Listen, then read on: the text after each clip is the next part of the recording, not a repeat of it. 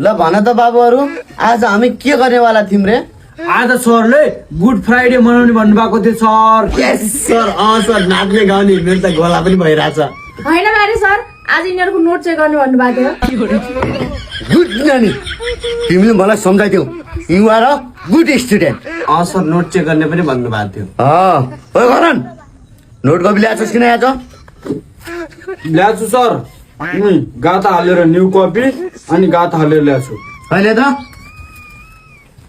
गाथा हालेको सर, नयाँ गाथा म बजारबाट किनेर ल्याएको गाथा सर अनि हालेको। मम्मी ल्याइदिनु भएको सर गाथा। गुड स्टुडेन्ट, नयाँ गाता हालेछस् तर कपी किन हालिछ भन् त?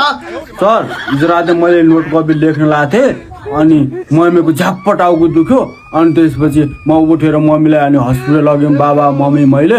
अनि त्यसपछि घर आएर मम्मीको हेरचाह गर्न ठिक्कै भयो, त्यही भएर लेख्नै पाइनँ सर। झुट बोल्छस्, बिहान भर्खर तेरो मम्मी यहाँ के बुझाउन आएको थियो तेरो? झुट बोल्छस्, झुट बोल्छस्। ओइ तेरोले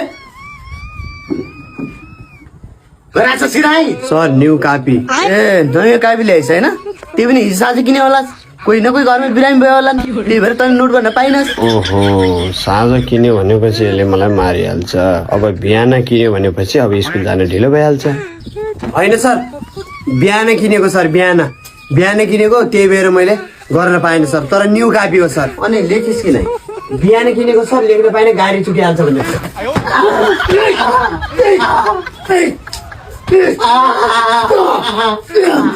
नोट कहिले गर्छ सर टुमारो, सर टुमारो। तुम्हारो सुबारो मलाई केही पनि थाहा छैन। यही आऊ, भोलि नोट लिएर आउने। के अरे? नोट ल्याएर आउने। केसको नोट? 1000 को। साइजको नोट।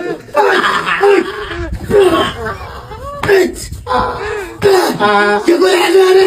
के गरे?